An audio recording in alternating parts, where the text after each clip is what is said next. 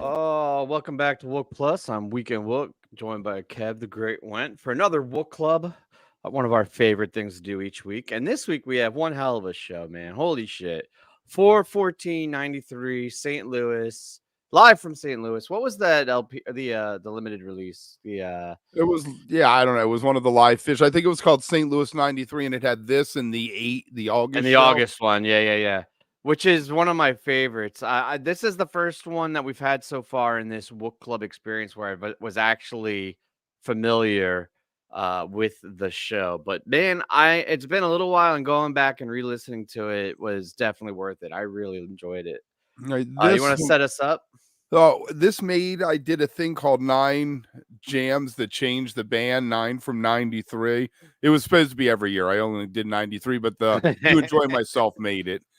This was the 52nd show of 1993. April. We're in April. Jesus. It was the 52nd Jesus show. Christ. They had been from Maine too. They were so locked in. They had been from Maine to British Columbia, down California, and then they were heading back east. And this was just a random Wednesday show. That's wild. It's really, really good show, though. I think overall, it had everything. It had phenomenal jams. It had rocking, tight playing, machine gun. It had the nerdery, geekery. But I don't want to just speak off the cuff. We have a format to this thing. We pull up a set list. So let's get into it without any further ado. Another Buried Alive. Right, but I saw you comment on that. What is your angle? Are you just shocked statistically that we keep getting them, or are you upset that we get them? No, just weird. I was just laughing at the fact that we got yet another Buried Alive as an opener, which is a rarity these days. When you catch a Buried Alive now, everyone's like, man, we call it a Buried Alive. Apparently back then it was like, yeah, they opened with Buried Alive again. I love Buried Alive. I think it's an excellent way to start a show. And it, once again, that logic holds up with this show. And I like it going into Poor Heart, the fast, the boom, double hit. It's like you don't even have a chance to catch a short little instrumental to get you grooving. Then they get their vocals warmed up with some Poor Heart. Then they launch into a hard song. Yeah, that Poor Heart felt a little extra spice to it. Like, you know what I mean? PHiSH had a little more drive to it. And perfectly clean, not falling apart. It's like it's the best of both worlds. Fast, but not like, oh shit, we're gonna botch the hell out of this. They held on. They did hold on, and I was very happy to hear that. Yeah, really strong first two, and then Maze I thought was also really solid. Well executed. Remember we were talking about they play so many shows last time that, if it's a flub, it isn't as egregious because, 2 nights later they're going to play it again. Yeah. This one I felt like was one that you could pull out and release, maybe even because they did totally nail it. It had solid from everybody in the band. Now, Maze was still, okay, I was going to say it was still relatively new, but they played it like 80 times in 92. So, like, by as a crow's fly, by a year, it was still new, but because it didn't sound new. It sounded well rehearsed and locked in. Oiled. Yeah. Yeah, and I guess that'll do it when you play it that often. All right, I don't really have anything to say about bouncing. Did you want to comment on it? No. Okay, cool. The only thing I'll say is you can hear the crowd get excited for it. So it was still, the song that a lot of people knew, I heard that too, and I was actually wondering if it was in 93, PHiSH fans just weren't jaded yet, so everybody was excited about everything. B, they're in Missouri, so everybody was just happy for everything. Or C, it's just a coincidence, and I'm looking into it way too much. Right. I think it's A, if anything. People are just like, cool, I know this one. That's great. I put it on every mixtape. I recognize it. Yeah. Okay, so this, I think, everything was great up to this point. We're kind of flying through it, but I think now is when shit gets wild. Shit just kind of fucking locks in, and this is when it becomes a show, a memorable show. Up until this point, it's not something you'd be talking about, 30 years later? Holy shit. Right, but from It's Ice on is what makes it something that is memorable. This It's Ice really well executed, fucking one of the neatest and coolest breakdowns and jams into going into Stash that I've heard out of It's Ice. It's really like, what do you call that? Like a hallmark, or like the like a premier version of it. It's a very solid version of it. The whole run through Silent in the Morning, I think that this is totally the highlight. But I know, it's it like I was trying to, like, I wanna go with piece by piece, but it's hard right, because it all just flows together and has so right, much, you know, right. to But do with each it's other. Ice, another riff song. I think that yeah, I mean, it was solid. It was good. It built, and it built to the right place, and they let it go without pushing it too much. I think over the next couple weeks, the ices that you started to get were getting longer, and then you got the one with the digital delay loop in it, and it Yeah. really broke free. But little tentative with it. But once they went into Stash, I feel like they threw everything off. They were Yeah. just like, let's go for it. This Stash, which I guess the first Kung, I'm trying to remember how it works out, but, like, it felt like a Stashy Kung, right? Like, it was still in the jam They were feel. It singing over wasn't. right. Yeah. Right, like, it was like a dubbed over mix, which was really, really interesting and cool, and then they go more into the traditional Kung afterwards, but that jam, holy shit, man, like, that whole theory, like, where you would joke about them, like, rehearsing their jams, or, like, Mm. knowing this was one of those times where I was like, "How the fuck are they improvising this?" Right, like, it just felt so intricate and so, like, well played and tight, that it's like there's no way these guys are just improvising this, like, on the fly, Right. right? It would be and I mean, I think obviously I think they are, but, like, it's just Well, astonishing. this was also the period when I mean, they were 52 shows into a tour. You got to remember that, They you played know. together, like, literally every day. Like, it was Right, like they're us having locked a in. conversation. Right, but it was also the time period when they did all those exercises where they Right. change one note and go around in a circle. So I probably a lot of that was fresh in their head. And who's to say that they didn't lock onto something that they had done in a rehearsal session or a practice session? Which I'm sure happens constantly, especially back then when they played that often. It's weird. Like, I don't know if you have these moments, but, like, you would think, after how many shows do you think we've seen? Like, not like been to, like, we're not flexing, but, like, with these after shows and the re-listens and being fans for 30 years, hundreds and hundreds of hours, right? Mhm. I still every once in a while, like, get taken back where I'm just, like, literally, like, astonished. I can't believe what I'm listening to. And I'm like, holy shit, these guys are fucking good. And it's amazing that after, that many hours and that many shows and that, like, hundreds of versions of Stash, you Mhm. still are like, holy shit, absolutely killing it. That's the beauty of it.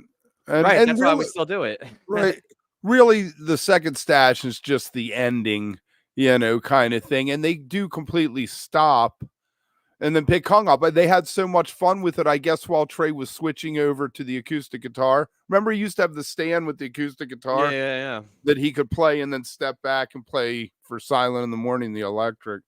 But I thought the second, or maybe it was the first, within the first, but the first time they started Kung, it didn't sound like Kung. It was like the Kung lyrics over the Stash jam. Then it sounded like Kung Kong. later, and then it was an acoustic Kung into a Right. bunch of shit into the horse. Like, I feel like between, like, it's not on the set list, but I feel like between Kong and the horse, there's all sorts of shit Little going on. teases, yeah. Yeah, little improvising and teases and all sorts of wild stuff that somebody smarter than I could probably tell you exactly what it Right. was. But They were having fun with it. You could tell that again, you're 52 shows into the tour, you're a little delirious too.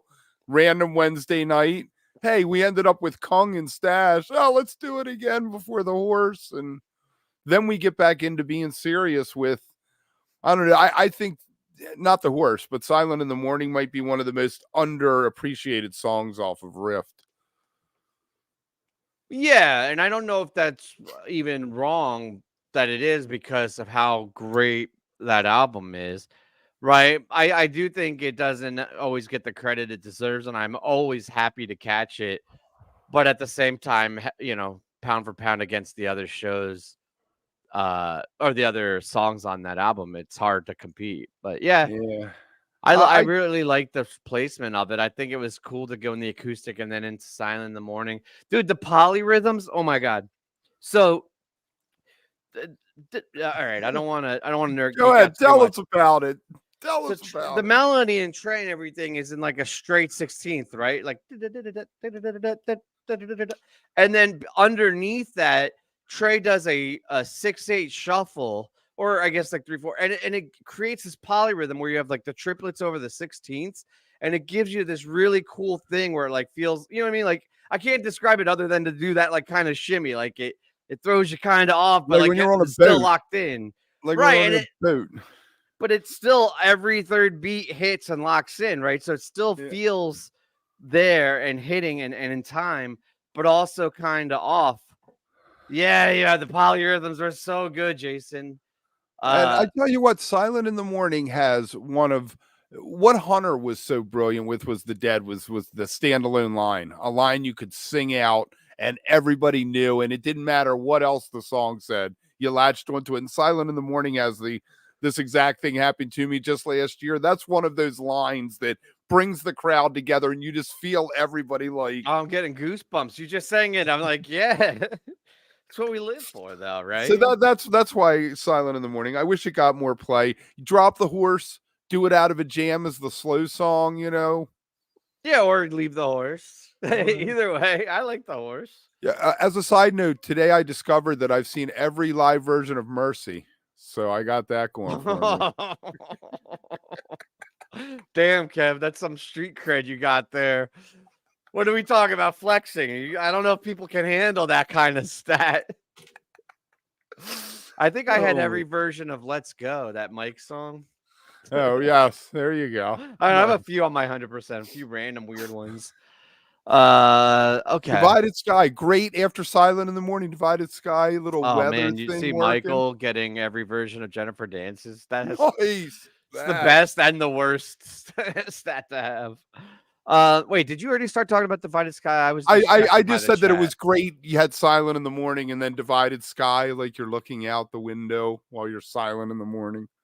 You know what's crazy about Divided Sky? I'm gonna tell you what's crazy about Divided Sky. And this is gonna sound weird, but it's just me.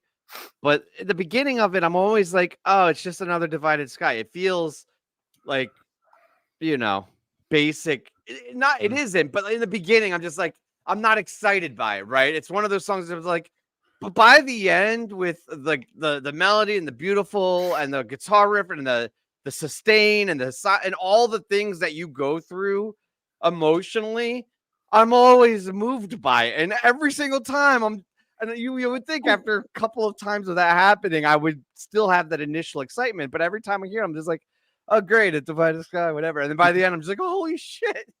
Wasn't that one of your gateway songs? I was like one of Divided Sky and Lizards when I was like first getting in with like two of the songs that I was like, I mean, like the real lofty, ethereal, like major guitar riff tunes that you latched onto. Yeah, it's like I loved it because I never heard a guitar play like that, right? Like it's not his bluesy guitar, it's not the funk guitar. That tone and what he does, that's Trey's uniqueness. All the other shit's incredible, but I've never. How often do you hear something and you're like, wow, I've never heard something like that was fresh? And I still remember first hearing that. I was like, there's no other sound like this. Nobody else is doing this. I mean, people have done it since, but anyway, I'm all over the place tonight. That's right. I didn't know. Love a Fishman tune. We got the Madonna washboard. It was the washboard era. Say that again. Say that again. The Madonna washboard. It was the era. It was the no more vacuum. I guess vacuum messes up your face, man. I can't see playing the vacuum as being a good thing long term. Oh, you don't want those big plump vacuum lips.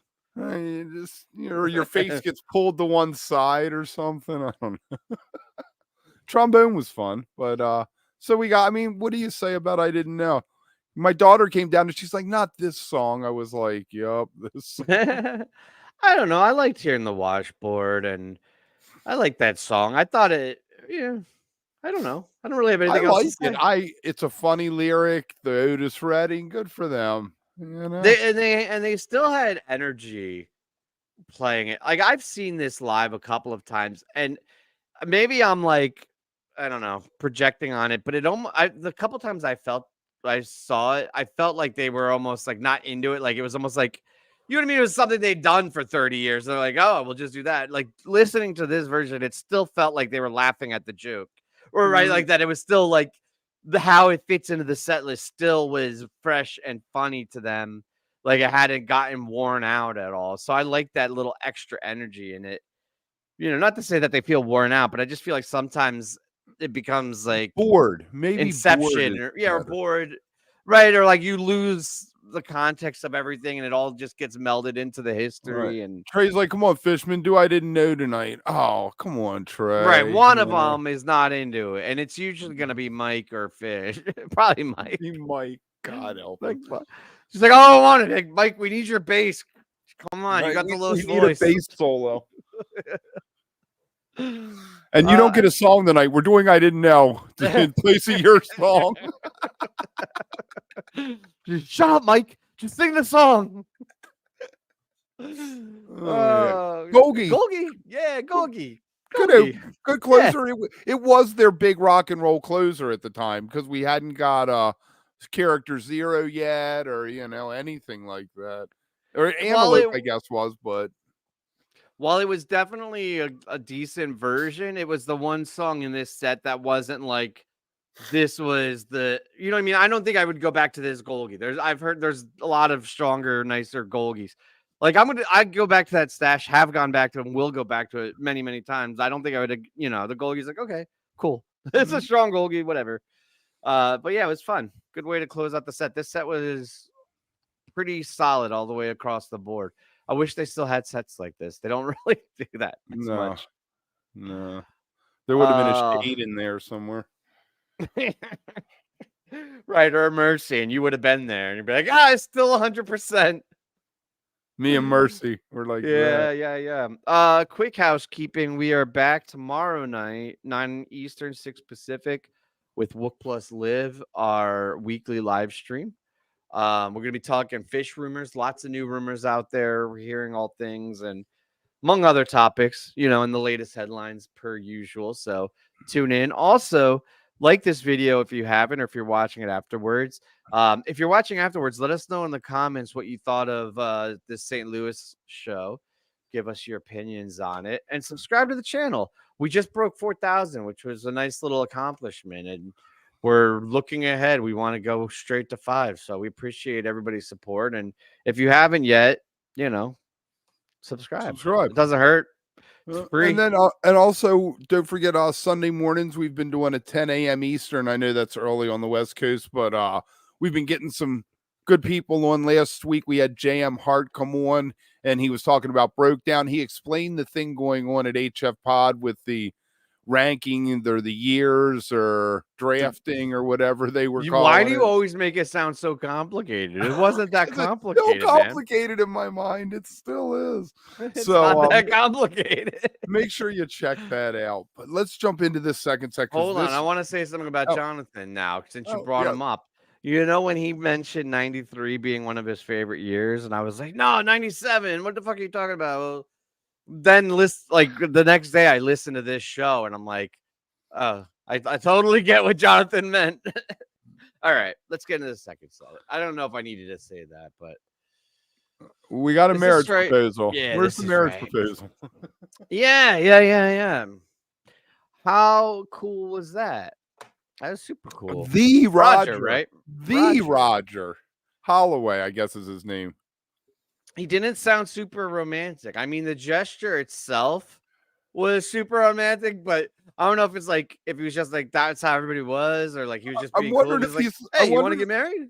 I'm wondering if he was like, Trey, I'm thinking about proposing to my girl tonight. And Trey's like, great, let's do it on stage. And he's like, dude, I don't know. Because you kind of have to tell her beforehand, right? So you don't walk out on stage, propose, and ever be like, what the fuck are you talking about? I proposed to my wife at my brother's wedding. Now, granted, my brother's wife gave me permission, so I wasn't upstaging her. She was actually her idea. So they arranged it to where I caught the guard, she caught the bouquet, and then so like when I went to do it and take the knee, that's where I proposed. And I was terrified because there was like 150, 200 people. I mean, granted, this is thousands, but yeah, I feel like that's the move. You gotta let her know. I didn't. Luckily, she said yes, obviously. But I don't know, man. If I were gonna propose on stage in front of all these people, I would like write something up, right? Or not say it, but like he grabbed the mic like he was gonna say something romantic, and you hear him, and he's just like, "So you Hey, want to? babe. I find, or I got a lucky lady. So you want to get married?"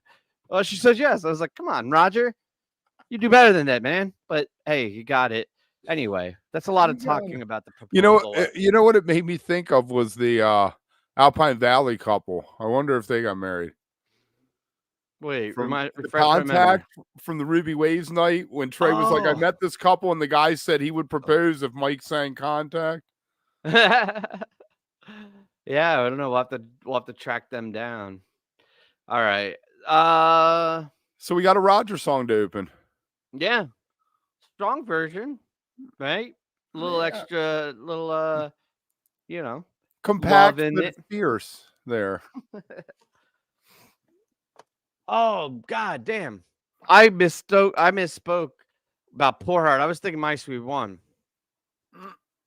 I forgot. It's 2 slot. This is the one that felt ripping.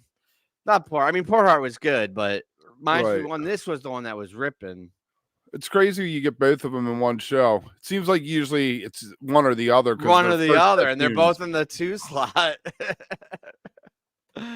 Oh man, what a show! I'm a fan. All right, the Tweezer. It's an interesting Tweezer standalone. I love the Tweezers from this era because they go back and close. Well, they do the slow thing at the end. Is that closing it? Yeah, that's the way it is on the album.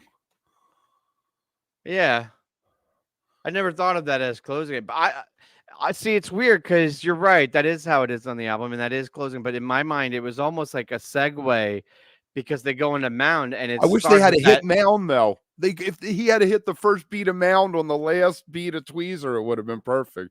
Yeah, because it like slows down and then it goes into that slow rhythm because he almost adds like that bluesy shuffle into the end of Tweezer. I mean, beyond that, it was solid. 12 minutes back then. 12-minute Tweezer was a big Tweezer, Yeah. No, I mean, it was definitely nothing's really standing out in my mind about it, but I mean, I think it was a strong version. It was fine. I really like the Mound though. I mean, I guess it's just in general I like that song. Not that this version was, particularly great, but I don't know. I think that is an underrated song. That is a song that doesn't get as much love as it should. All right. I'm glad that it came out a couple times last summer. The Man and I guess Dick's had popped out. T was all excited about the one at Dick's because it was west of Mississippi. Because he called it. Right. He's like, he looked never been played at Dick's. And there it was. Big Ball Jam does not translate to tape. No, but it was cool how, because I'd heard other ones that didn't sound as intense. This one felt like it was like a little more urgent, right? But and it resolved quicker.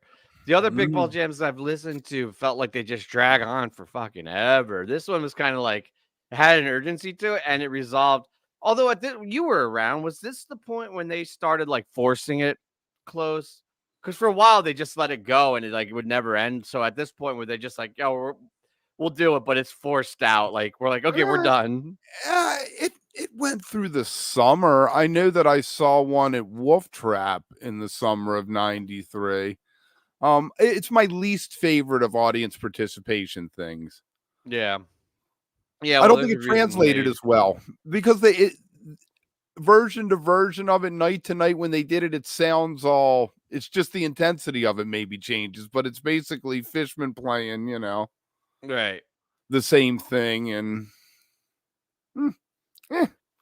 yeah, now, Brian, I know that it was up with the balls, but I think at some point they started like forcing the balls up. Like it used to be like they would wait until the crowd would like naturally do it, and because he I don't know, there was a banter where he was like, "Oh, we're not gonna wait for you. Like we're just gonna stop."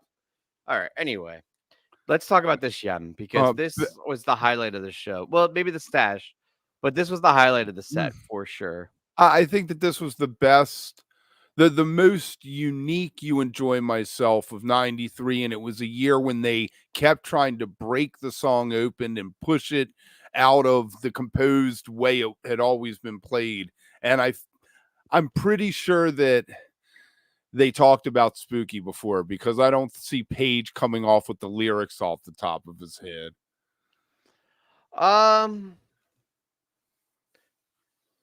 I definitely think they played or thought about Spooky before, but not necessarily, hey, we're going to throw it in Yem, right? Like it probably came up or they played it. I don't know. Who knows? You could tell that they were trying to force some openness to this Yem, though, and trying different things. Like even the climax and the way Trey was saying, boy, man, God, shit. Like it was like he changed his inflection and his tone on it. He like gave it like I don't want to sexualize it, but like almost made it more like a orgasmic, like boy, big thing. And the playing Mike was throwing in a lot of extra things and changing up tone, and sometimes it worked really well. Other times it was cool to trying something new. Didn't we get some drum solo? Didn't like everybody fall out but Fishman, either in this or one of the songs in the first set? I felt like Trey, I think it was in this, that everybody stopped and they let Fishman go for 12, 16 bars and then picked up on whatever beat he had changed to, which eventually transitioned into the Spooky Jam. Yeah, I don't think everybody dropped out, though. I think it deconstructed. I mean, PHiSH carried it and definitely drove it, but Mike and Trey were chiming in with thoughts on the jam, adding little flares and stuff. But yeah, I think it was a great jam, and the Spooky Jam was fun as hell, man. I think that was really cool. And then they went back into You Enjoy Myself and again pushed it. They didn't just go back and end the song. And, even though this You Enjoy Myself is 28 minutes, the last 7 are a vocal jam, which is my only knock to it. Is 7-minute vocal jam is a long vocal jam. Sir, you and I, we disagree. It's fine. We're allowed to this. I love that vocal jam. I am so glad. I wanted another 7 minutes of it. I was listening to it and I was so into it. I was like, yes, this is fucking rad. I love it. I mean, it was, and yeah, no, that's it. What else can you say? It's either you like it or you don't. I'm not gonna describe. I'm not gonna academic, like try to describe a vocal jam. It was a fucking 4 guys vocal jamming, right? Like, there's nothing to say except you either like it or you don't. And I for one, liked it. I would have liked it better if it was 3 minutes. But that really good stuff started in like 4, 5, and 6. Right. And some of the harmonies they were doing and like those computer sounds and shit sounded like synthesizers. Like it's mind-boggling. Bloops, huh? it was vocal bloops and bleeps. It was so wild. Oh my! Anyway. So then you get a Harpua. Hey, let's throw in Harpua. It's Wednesday night in St. Louis. Right, and I guess obviously I'm obligated to say Papa instantly brought me back to New Year's, and I have a feeling now forever that song will always be a trigger to that night. Which is, probably just a personal thing, but this was cool. I really like this version. I like this story. The Pile of Dreams was fun. Fun story, definitely. Yeah. Definitely. Yeah, the creative writing. I mean, he probably would have, I don't know if he took creative writing in college, but he probably got an A if he did. Right? That's right. They were feeling it. Yeah, after that, You Enjoy Myself, they were just feeling themselves. They were like, let's do Harpua. Let's just go all in. Yeah. Right. Well, I mean, I think this show with the Kong and all of that in the first set, and then what they were doing with Yem, they just had a looseness and a nerdy geekiness to it, and I think Harpua was just like the cherry cherry on top. Well, the gym too. Great closer. Fantastic way to close this set. Yeah, big energy. Big way to close it. It's the Lost Riff song. Jimmy? Runaway Jim and Curtin were both written at the Riff sessions, and neither one of them made the album. Oh, yeah, okay. I thought you meant lost as in like lost to history, but I was like, they play that No, constantly. just they never made the right. They never, if they ever release the 50th anniversary Gold Deluxe Edition, maybe we get the studio versions of those too. Yeah. Hey, I gotta try to pull up something. So why don't you bring us through the encore? All right. So we get yet another tune from Rift with Lengthwise, another Fishman coming out tune. I guess it's a smart place to do it to open the encore. Being goofy, and they're like, "Hey, let's continue to be goofy." And did not expect it. I didn't even look that far ahead in the set list. I was just listening, and I was like, it was a very odd choice. It felt like a very odd choice, but I like it. I approve. And then Contact is fun. I mean, there was a time when I would have poo-pooed on Contact because I felt like they played it all the time, but you never get it now. I'm not going to argue with that. Hey, Eric, how you doing? What's up, Eric? I'm sorry. I should have done the prep beforehand. I'm trying to pull. I forgot what the show we're listening to for next week is, so I was trying to get it prepped up, but oh well. Anyway, I had nothing. I had nothing to contribute. I thought it was a pretty good, but albeit, Right. Is anybody in the chat? Who in the chat picked the show for next week?